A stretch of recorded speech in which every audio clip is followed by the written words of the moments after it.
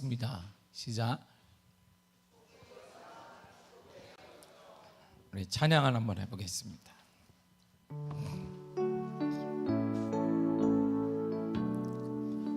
우리 좌우에 있는 분들에게 축복하며 찬양하겠습니다.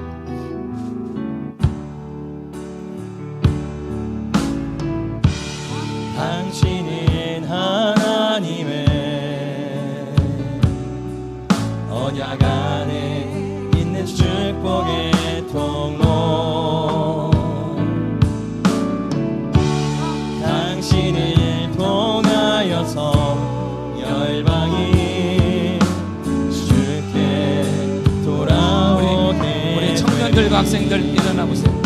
청년과 학생. 당신은 하나님의 언약 안에 있는 축복의 통로,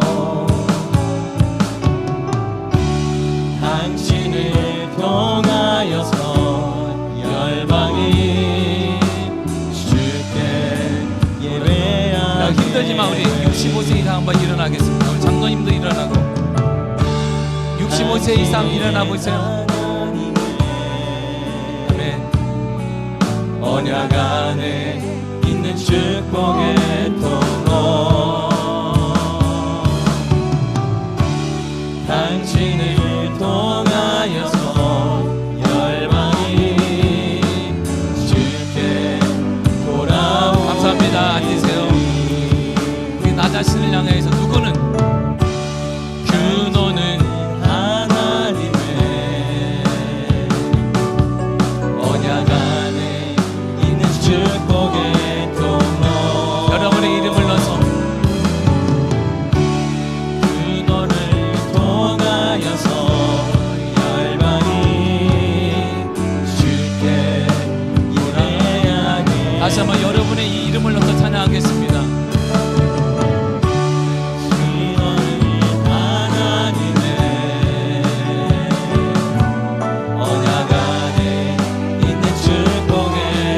여러분을 우리 축복합니다. 여러분 자신을 축복합니다.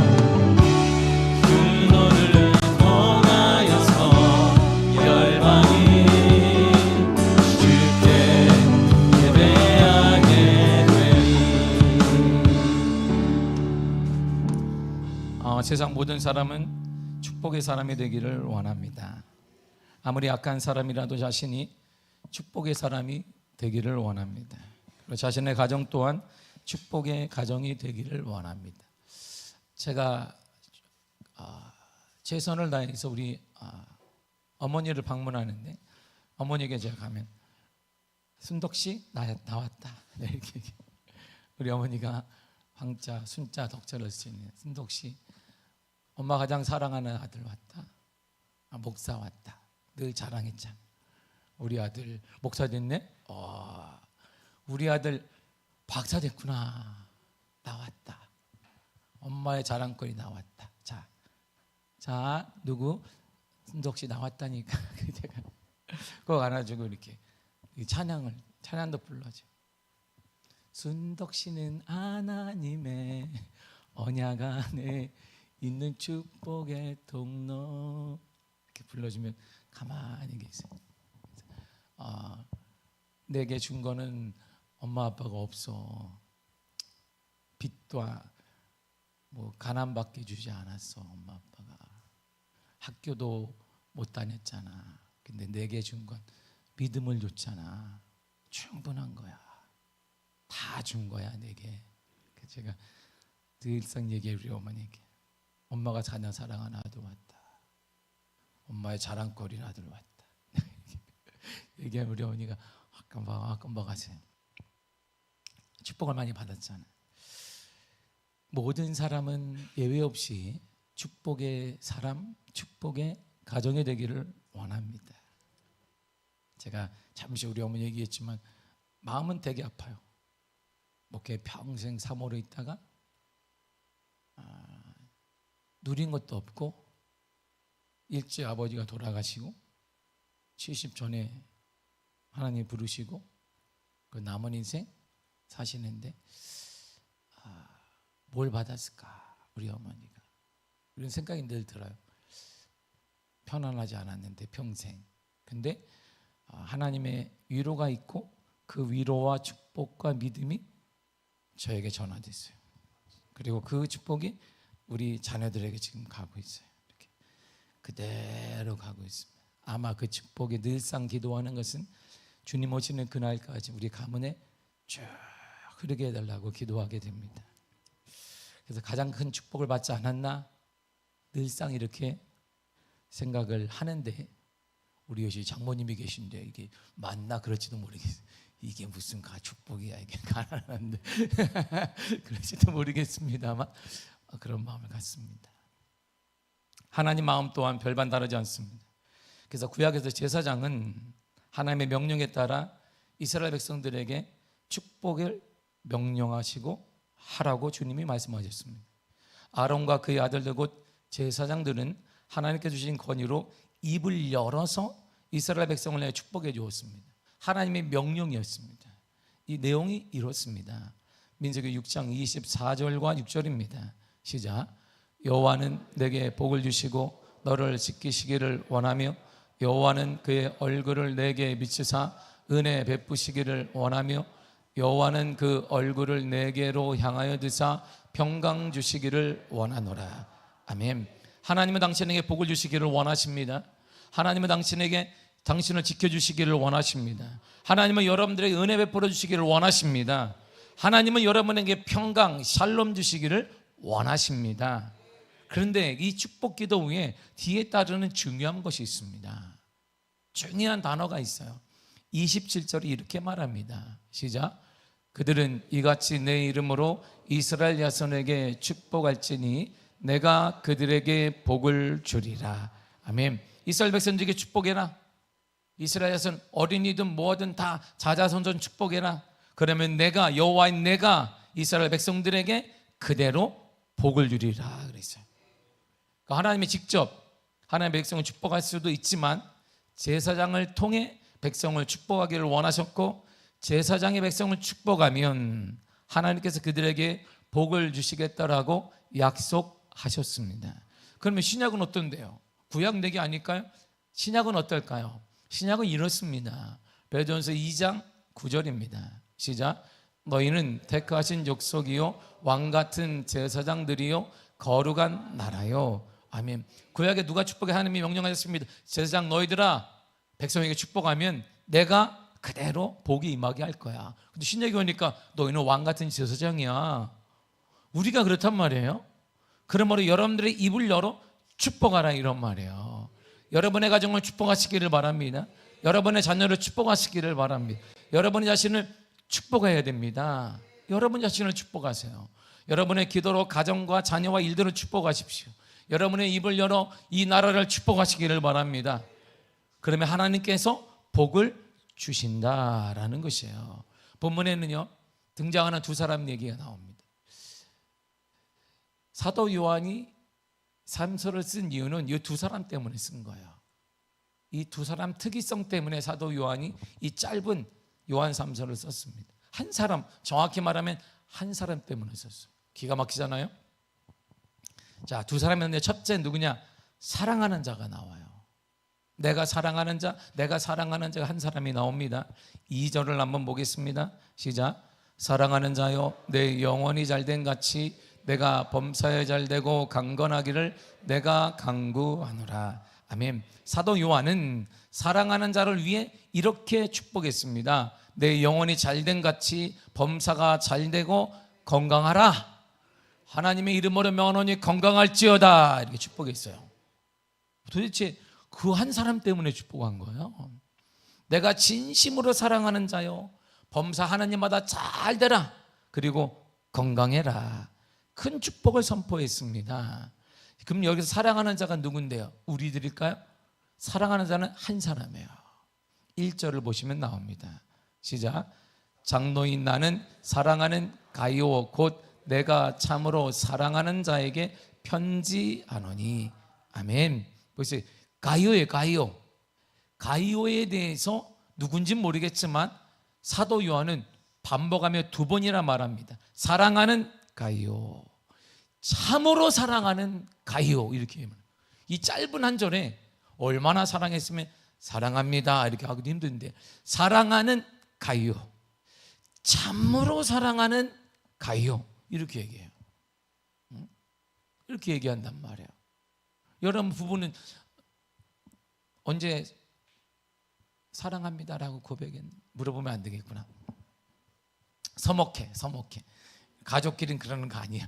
이렇게 우리가 얘기하는데 보세요. 두 번이나 이 짧은 절에서 사랑하는 가요, 참으로 사랑하는 가요 이렇게 표현하고 있습니다. 가요가 어떤 사람인데요? 장로입니다. 당시 장로는 오늘날의 장로 같지 않습니다. 사제나 감독처럼 일정 지역에서 통치하거나 영향을 끼치는 지도력을 행사할 수 있는 큰 사람이에요. 감리교로 말하면 이게 한 지역을 통솔하는 결정자가 바로 장로입니다. 가이오라는 이름 뜻은 기쁨과 환이라는 뜻이에요. 또한 가이오는 바울의 마지막 선교 여행에서 그리스로부터 마게도나를 지나 드로아까지 동행한 더베 가이오가 그 사람입니다. 그리고 가이오는 나중에 요한 사도에 의해서 버가모의 첫 감독으로 임명되어진 사람이 바로 가이오입니다. 가이오는 사랑하는 자요. 사도 요한이 얘기했습니다. 내가 사랑하는 자, 내가 참으로 사랑하는 자. 사도 요한이 이런 가이오를 사랑하는 자, 참으로 사랑하는 자 반복하며 불렀고 그 사랑하는 가이오에게 이런 축복이 임하도록 기도했습니다. 가이오야, 가이오, 내 영혼이 잘 되라. 하는 일마다 잘 되라. 건강하기를 예수 이름으로 축복하노라. 이랬어요.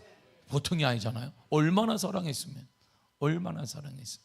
그런데 요한 3서에는 또 한 사람이 이름이 또 하나 사람이 등장합니다. 바로 드오드레베예요. 드오드레베. 구절을 한번 보겠습니다. 시작. 으뜸되기를 좋아하는 드오드레베가 우리를 맞아들이지 아니하니. 아멘. 이 드오드레베와 그의 행위는 요한이 이 3서를 쓴 거예요. 이것 때문에 쓴 거예요. 가이오는 디오드레베와 비교하게 쓴 것이고 목적이 뭐냐? 이 사람 때문에 쓴 거예요. 디오드레베 때문에. 디오드레베는 사도들의 후계자이자 지옥교의 최고의 권위를 가지는 장로나 감독의 위치를 사모한 사람이에요. 난 그 자리에 올 이름만 한데, 내 능력으로 보면 내가 감독할 만한데, 내가 내 능력으로 보면 내가 그런 감독의 위치에 있을 만한데 왜 나를 안 알아주는 거야? 그게 바로 디오드레베입니다. 그래서 그 지역의 합법적인 초대 감독이었던 사도 요한이 따오게 되자 기분이 나쁜 거야. 내가 아니고 사도 요한이야? 어떻게 예루살렘에서 그 사람이 이게 얼마나 큰 지역이라고 왜 그 사람이 오냐고. 비교하니까 비교가 돼서는 안 되는데 기분이 너무 나쁜 거예요. 왜 그 사람이 오냐고. 사도 요한이 12사도 중에 한 사람이 왜 오냐고. 이 지역에 내가 감독이 돼야 되는데, 내가 모든 것을 통솔하는 사람 되어야 되는데, 사도 요한 자신이 차지해야 될 위치를 훔쳐간 사람처럼 느껴졌어요. 이야, 사도 요한 아니면 내가 그 자리인데 내 차지인데. 또한 디오드레베는 교회 내에서 나를 인정을 받으며 지도자로 자리를 잡고 있었는데, 사도 요한의 사람이 큰 세력이 딱 오게 되자 성도들의 모든 인정과 관심이 지도력이다 사도 요한에게 쏠리는. 사도 요한이 왔어. 요한 사도가 왔대. 기분이 나빠요. 불만을 갖게 됩니다. 그래서 그를 설명할 때 그 이름 앞에 으뜸되기를 좋아하는 자 디오드레베 이런 별칭이 붙게 됩니다. 이 말이 뭘까요? 우두머리 되기를 좋아하는 자, 섬기는 자가 아니라 섬김받기를 좋아하는 자, 순종하는 자가 아니라 명령하는 걸 좋아하는 자, 모든 면에 보고를 받고 결제를 하고 어깨에 힘도 들어가고 권력에 힘도 쓸 줄 아는 그 자리에 앉기를 원하는 자, 바로 그 사람이 디오드레베. 뭔가 좀 행세하는 자. 내가 누군데 나를 왜 모르지? 성도가 왔는데 내가 누군데 나를 왜 모르지? 이 사람이에요. 그런데 사도 요한 때문에 이 원하던 모든 길이 막혀버렸습니다. 중앙에서 사도 요한이 왔으니까 비교가 안 되는 거예요. 요한은 사도적 권위를 가진 사람으로 모든 성도들이 당연히 사도 요한의 말을 듣습니다. 반면에 자신의 영역이 사도 요한 때문에 점점 찌그러들고 추격되는 거야. 이처럼 지금도 같은 공동체 안에는 전혀 다른 모습을 가진 신앙인들이 공존하고 있다는 것입니다. 가이오와 디오드레베 두 사람은 같은 교회 공동체 안에 신앙생활을 하고 있습니다. 한 사람은 믿음이 있는 사람이고 가이오는 믿음이 있는 사람, 또 디오드레베는 믿음이 없는 난크리스찬, 이 얘기를 하는 게 아닙니다. 둘 다 나름대로 인정받는 사람, 신앙적으로 힘이 있는 사람, 권위가 있는 사람, 뭔가 역량이 있는 사람 똑같습니다. 두 사람 모두 교회에 출석하고 있으며 그 교회에서 영향을 끼치고 있는 사람들입니다. 그러나 두 사람의 생활 모습이 완전히 달라요. 우리 공동체도 마찬가지일 것입니다. 사도 요한은 목회를 하면서 성도들의 딱 이름을 하면 딱 생각나면서, 저도 붙이라면 다 붙일 수 있어요. 이렇게 붙이면 근데 안 되잖아요. 제가 붙이면 이렇게 딱 하면 앞에 내가 별칭을 붙일 수 있어요. 사랑하는 자 가이오, 참으로 사랑하는 자 가이오, 우두머리 되기를 원하는 자 디오베레. 저도 이렇게 누굴 딱 얘기하면 그러나 저는 끝까지 죽을 때까지 얘기를 안 하렵니다. 안 하고 싶습니다. 안 해야 된다라고. 여러분들이 암만 나의 맛있는 거 사줘도 그 말을 안 할 것입니다. 공산당이 쳐들어와 설박을 해도 안 하렵니다. 안 할 것이에요. 내가 누구 앞에 다 쓸 수 있어요. 목회하다 보면 다 한눈에 들어와요. 1000명이든 100명이나 들어옵니다. 그 사람 특별히 역량이 있다고 생각하는, 우리가 좀 나름대로 직분이 있다, 중직들 이상은 딱딱 들어와요. 누구? 그 사람 이름 다 붙일 수 있어. 그 사람 누구? 이런 사람 누구? 다 붙일 수 있습니다.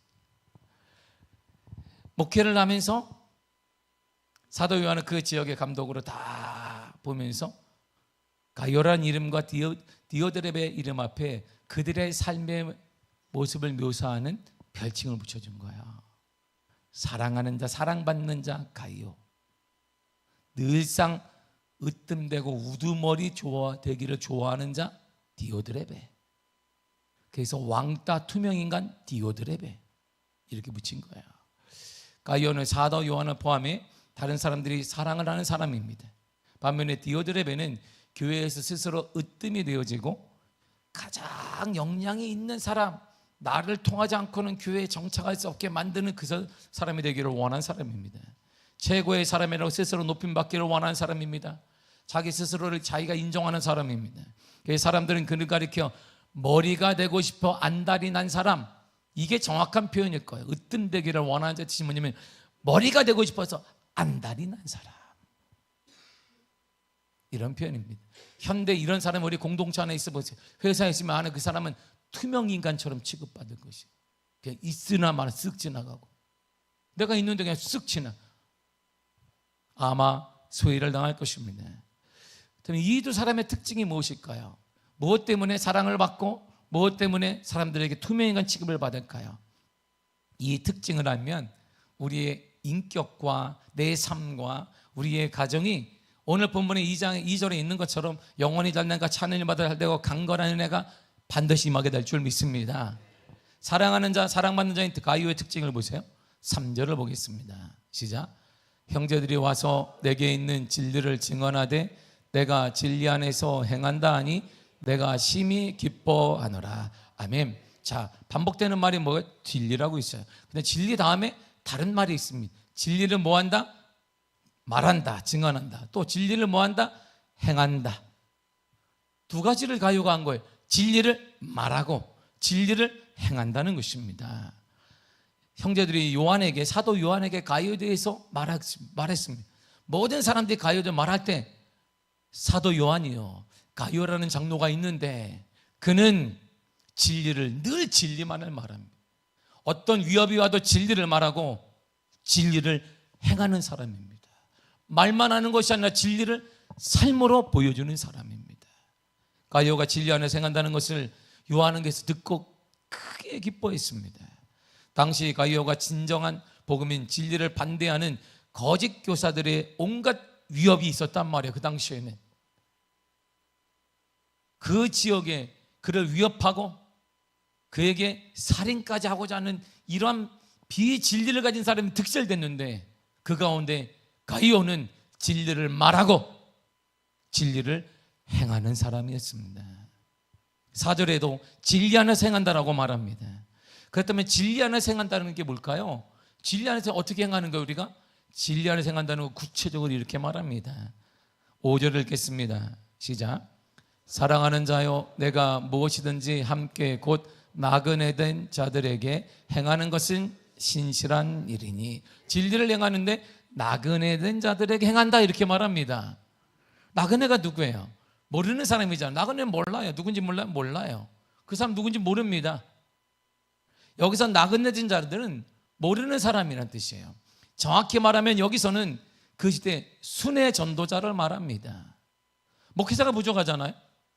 그 당시에는 목회자가 부족해요. 그러게 예루살렘에 몇 명 있어요? 12명 있습니다. 한 명씩 순교하고 있어요. 목회자가 없어요. 그러니까 근데 놀랍게 그런데 복음이 이방 땅으로 계속 퍼지는데 목회자는 없으니까 하나님의 은혜를 받고 사도들에게 가르침받은 사람들이 돌아다니면서 복음을 전해요. 순회 전도자입니다. 복음을 전하기 이것저것 다녔던 사람들, 아마 한국교회 역사에 보면 권서라는 직분이 있습니다. 성경을 들고 시골로 돌아다니는 사람. 이게 한국교회 최초의 복음을 전하고 파급시킨 권서인이라고 있습니다. 이 역할일 것이에요. 현대적 시각으로 보면 국내 이것저것을 다니며 복음을 전하는 전도자들, 오늘날 같이 어두운 시대에서 영혼구원에 힘쓰는 목회자들, 혹은 세계 곳곳으로 흩어져 복음을 전하는 선교사라고 할 수 있습니다. 이들은 이들의 역할을 보세요. 복음을 세상에 전하는 사람이에요. 이들은 복음과 세상을 연결하는 고리 역할을 하는 사람입니다. 이들을 통해 복음이 세상으로 들어가는 거예요. 여러분, 복음이 그런 거예요. 진정한 복음의 역할이 뭐냐면, 복음은 여기 안에 있는 게 아니란 말이에요. 복음은 미아교회 안에, 예배당 안에 있는 게 아니에요. 복음은 세상으로 들어가야 되는 거야. 복음은 세상을 향해야 된단 말입니다. 복음은 가정으로 들어가야 돼요. 복음은 내 일터로 들어가야 합니다. 복음은 이 땅으로 들어가야 됩니다. 복음은 내 삶에 들어와야 돼요. 이것이 복음이지, 우리가 맨날 찬양하고 기도하고 듣고 이게 복음이 아닙니다. 완전한 복음은 들었던 복음이 세상으로 나가야 되는 것이에요. 세상의 가정, 우리의 자녀, 여러분들이 일터, 세상을 향해 전진하고 나가는 것이, 들어가는 것이 복음입니다. 그 일을 한 사람들이 오늘 나그네 된 사람들이에요. 그리고 복음에 들어간 것마다 이런 놀라운 일이 일어났습니다. 잘 기억하세요. 제가 얘기할 거예요. 마가복음 1장 1절에 보면 예수 그리스도는 복음의 시작이라고 그랬어요. 마가복음 1장 1절에 복음의 시작이 누구예요? 예수 그리스도. 잘 들어야 합니다. 이거 성경은 이게 아니니까. 자, 그런데 그 예수님이 뭐라고 했냐면 요한복음 10장 30절에 나와 하나님은 하나야 그랬어요. 헷갈리지 않죠? 자, 다시 헷갈리면 안 돼요. 자, 보세요. 복음이 누구예요? 예수 그리스도. 마가복음 1장 1절에. 요한복음 10장 30절은 예수 그리스도는 누구예요? 하나님, 하나라 그랬어요. 그런데 다시 요한복음 1장 1절에 보니까 하나님이 누구냐면 말씀이라고 그랬어요. 이해가 되시죠? 안 되면 옆 사람한테 물어보세요. 끝나고. 그러고 나서 요한복음 1장 14절에 보면 말씀이 육신이 되어 우리 가운데 거하신다, 예수님을 말해요. 그러니까 그 말씀이 요한복음 1장 1절에 하나님인데 그 말씀이 육신을 입고 왔어요. 그분이 바로 예수님이에요. 자, 그러니까 복음은 누구다? 예수님이고, 복음은 뭐다? 말씀이다, 이런 말이에요. 그래서 성경은 이렇게 말해주는 거예요. 요한복음 6장 63절입니다. 시작. 살리는 것은 영이니 육은 무의가 아니라 내가 너에게 이른 말은 영이요 생명이라. 아멘. 복음이 바로 예수님인데, 예수님이 바로 말씀인데, 내가 너에게 이른 말, 그 말씀이 뭐냐? 생명이다, 이런 말이에요. 그 말씀이 뭐야? 살린다, 이런 말이에요. 죽은 자를 살리고 죽은 가정을 살리며 죽은 국가를 살릴 수 있다, 이런 말. 말씀이 나라 살릴 수 있습니까? 살릴 수 있습니다. 살릴 수 있습니다. 여러분, KBS에서 이번 주에 특집을 했습니다. KBS 일반 방송의 특집을 했어요. 1930년대 그리고 50년대까지 이 나라에게 가장 영향을 끼친 게 누구냐? 고고학자들이 딱 연구를 하나 딱 다 나왔어요. 이걸 KBS가 그대로 내보냈습니다. 선교사. 선교사라는 거예요. 선교사들이 들어와 한글을 가르치고, 선교사들이 들어와 의상을 바꿔놨어요. 여성들의 긴 의상을 바꿔놨습니다. 선교사들이 들어와 병원을 바꿔놨어요. 병원을 쓰고 있습니다. 선교사들이 들어와 출판업계를 바꿔놨습니다. 선교사들이 들어와 대학을 세우기 시작했습니다.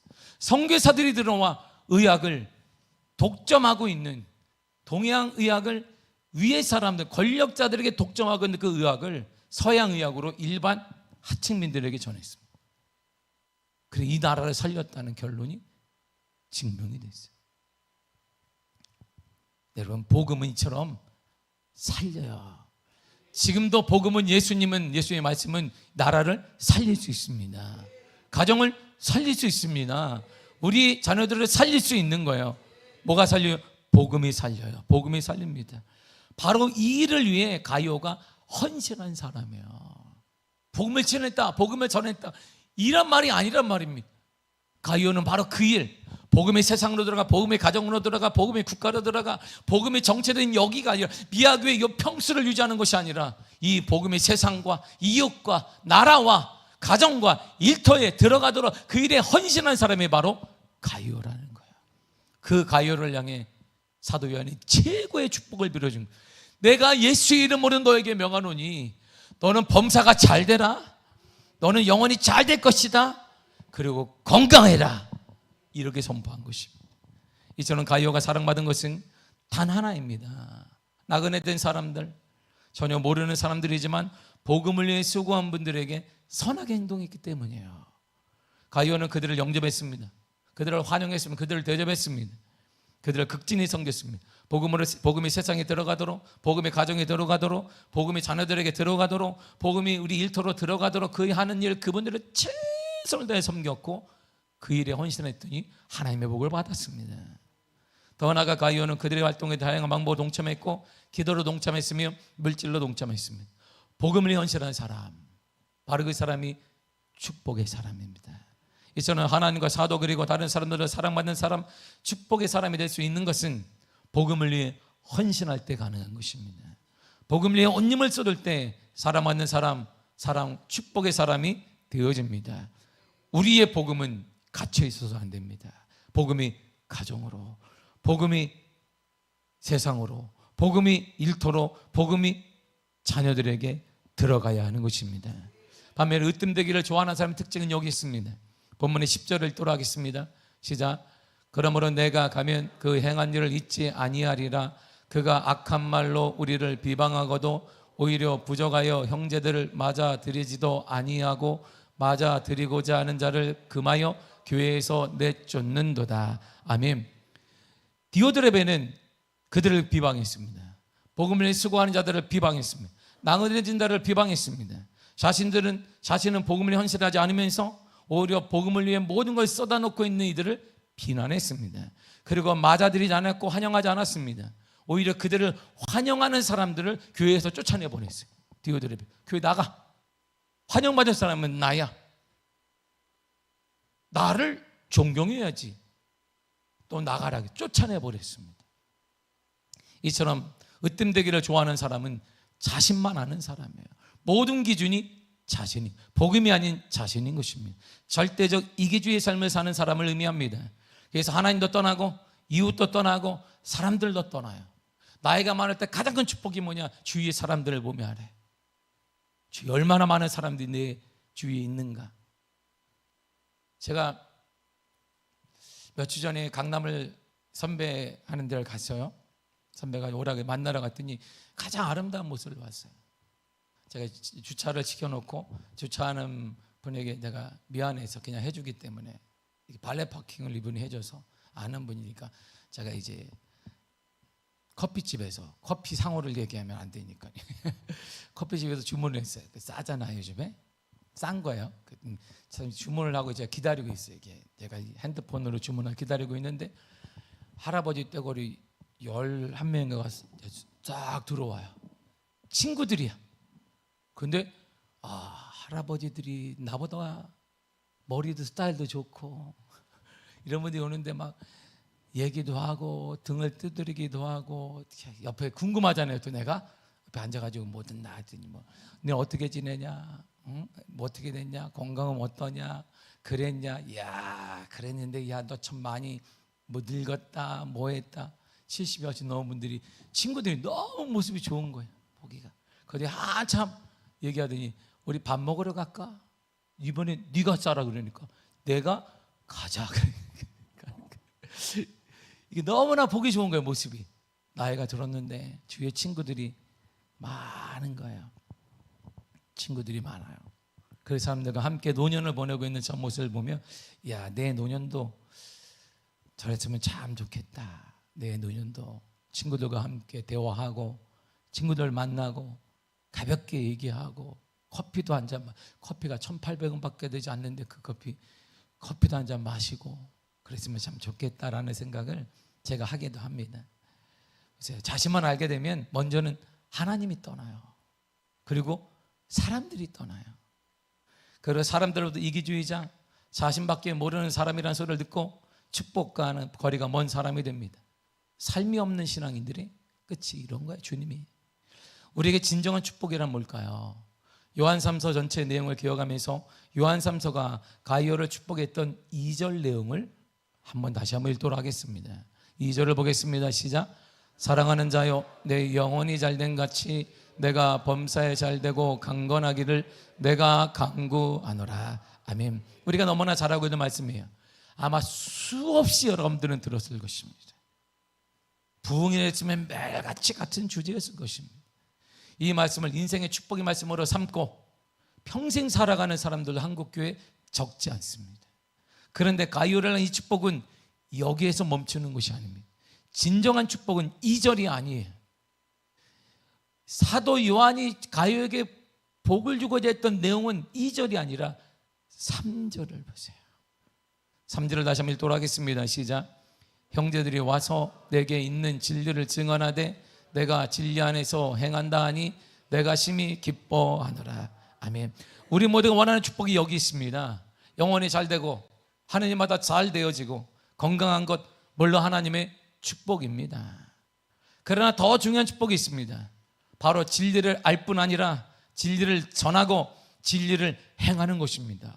말씀대로 사는데 말씀대로 되어지는 사람, 이야, 하나님의 말씀을 말할 뿐만 아니라 저 사람 봐, 하나님 말씀대로 되어지는 거 봐. 우와, 이런 사람이 바로 가이오라면 가이오에게 그 축복을 빈 거예요. 저 사람이 말하는 거 봐. 이 어려운 시기에 말씀대로 사네. 그런데 잘 되네. 와, 신기한 일이다. 이런 말을 가이오가 들어. 너에게 가이오야 이런 축복이 있기를 원한다라고 복을 빌어줬던 것입니다. 망원시장에 가면 TV 몇 번 나오고 유명한 꽈배기 집이 있습니다. 망원시장 갈 거는 없어요. 제가 한번 가봤어요. 망원시장 가면 꽈배기 집이 줄을 그냥 따라베라 서가지고 제가 보다가 가자. 꽈배기 먹지도 않. 꽈배기 자체를 제가 밀가루를 별로 이렇게 선호하지 않는 스타일인데 밀가루를 먹으려고 돈을 다 들고 있는 거 보면서 내가 저 혼나야 되는데 밀가루 먹으려고 돈 갖고 온 사람 혼나야 되는데 줄을 쭉 서서 꽈배기 먹으려고 전국에서 와. 전국에서. 근데 주일날 일요일날 우리는 막 세상에서 일요일날 사람이 얼마나 많겠어요. 근데 주일은 딱 쉬어요. 주일은 쉽니다. 그 집이 주일은 쉬어요. 왜 쉬나 그랬더니 허리 아파서 쉬는 게 아니라 예배 드리러 가요. 예배 드리러 가. 그렇게 잘 되는 그 집이 주일이면 미어 터질 텐데 아마 몇백만 원을 벌 거야 하루에. 그런데 주일은 문을 딱 닫아요. 주일은 쉽니다. 꽈배기를 먹은 것처럼 말이지 마음이 막 뛰었어요. 참, 오늘 저런 사람이 다 있네. 저런 바보 같은 사람이 다 있네. 근데 목회자 입에서 나오잖아요. 이야, 복을 받겠. 저만 그러겠어요. 모든 목회자가 축복을 빌어줄 거예요. 거기 주인 알 수 없지만 이 기업이 복을 받을 줄이라. 아마 전국에 있는 목사님들이 계속 기도해 주셔서 아마 거기가 불이 나나 봐. 이렇게 성령의 불이 임하니 모르겠으나 그냥 불티나게 팔립니다. 가장 큰 축복은 여기에요. 저 사람 진리를 행하는구나. 그런데 되네? 이야, 이거 말이야. 이런 축복이 임하기를 가요에게 복을 빈 거예요. 예수 그리스도 안에서 우리에게 주시는 하나님의 복을 받아 누릴 뿐만 아니라 그 복을 다른 사람에게 나누어 주는 사람, 실천하는 사람, 복을 간증하는 사람, 복된 그냥 말씀대로 사는데 복이 있냐 넘치는 사람, 저 사람이다. 이야, 복받은 사람 저 사람이네. 이렇게 칭함받는 사람, 이런 사람이 정말 그립습니다. 이런 사람이 축복의 사람, 그 사람이 그립습니다. 성경은 이렇게 선언합니다. 4절을 읽겠습니다. 시작. 내가 내 자녀들이 진리 안에서 행한다함을 듣는 것보다 더 기쁜 일이 없도다. 사도 요한이 보세요. 2절의 내용을 얘기한 게 아니에요. 응? 야 가요야, 내가 당신이 영혼이 잘 되고 하느님 앞에 잘 되고 건강하라, 이게 아니에요. 내 가장 큰 기쁨은 진리 안에서 행하는 것을 듣는 것. 이야, 진리 행하는 것을 간증되어지는 것, 이게 나의 가장 큰 기쁨입니다. 그러는 거예요. 왜? 그때 하나 창고를 하나님이 여시기 때문에. 그 사람에게 하나님의 시선이 딱 멈춰요. 막 가다가 딱 고정하고 가다가 멈춰지게 돼요. 하나님의 시선을 빼앗을 수 있는 거야. 우리 가정과 우리 자녀를 위한 가장 큰 축복, 최고의 축복은 뭘까요? 영혼이 잘 되는 것, 하는 일이 형통한 것, 건강한 것, 맞습니다. 분명히 그래서 하나님이 주신 축복입니다. 그러나 이보다 더 큰 축복이 있습니다. 하나님께 주신 은혜를 전하고 간증하는 것입니다. 말씀대로 살아가는 것입니다. 주변 사람들에게 나누어 주는 것입니다. 성경에서 말하는 가장 큰 축복은 나의 자녀가 진리 안에서 행한다는 소식을 듣는 것입니다. 여러분이 진리 안에 행하는 것을 듣는 것입니다. 같은 크리스찬 안에도 오늘날은 그러면 안 돼. 맞습니다. 그렇게 많은 수많은 사람들이 있습니다. 나도 신앙인이고 나도 뭔데, 나도 못돼 신앙인데 그렇게 믿어서는 오늘날은 안 돼. 그런 유혹이 많습니다. 그럼에도 불구하고 하나님 말씀대로 살아가는 그 사람, 이 말씀을 듣는 것, 이것보다 더 큰 축복은 없다는 것입니다. 소망의 예수 그리스도, 소망의 예수 그리스도 복음을 전하는 것, 그 말씀대로 당당하게 살아가는 것, 삶을 살아가는 것, 내 삶의 소식이 전해지는 것, 삶으로 복음이 전해지는 것, 삶으로 복음이 표현되어지는 것, 바로 이것이 가장 큰 최고의 축복입니다. 이 세상에는 건강한 사람 많습니다. 승승장구하는 사람도 많습니다. 큰 돈을 버는 사람도 많습니다. 하늘마다 성공하여 마이더스의 손이라고 그 손을 가진 사람도 많습니다. 그리고 자녀들, 나는 아무것도 하지 않는 금수저 많습니다. 그러나 성경은 이러한 복과는 비교할 수 없이 크고 놀라운 하나님의 축복이 있다고 말합니다.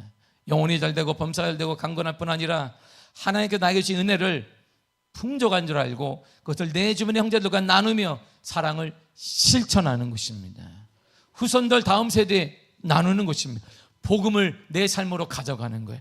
복음을 내 가정으로 가져가고, 복음을 내 일터로 가져가고, 복음을 국가로 가져가는 것입니다. 여러분의 학교로 복음을 가져가는 거예요. 캠퍼스로 가져가는 것입니다. 이것이 가장 큰 축복이에요.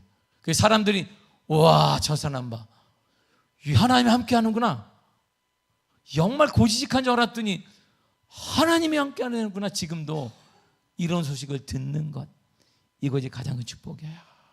이런 축복의 사람이 되시기를 바랍니다. 이런 축복의 가정이 되시기를 바랍니다. 그래야 하나님과 사람들에게 축복의 사람, 사랑받는 사람이 되시기를 바랍니다. 하나님과 사람들에게 축복의 가정, 사랑받는 가정이 되시기를 간절히 축복합니다. 기도하겠습니다. 하나님,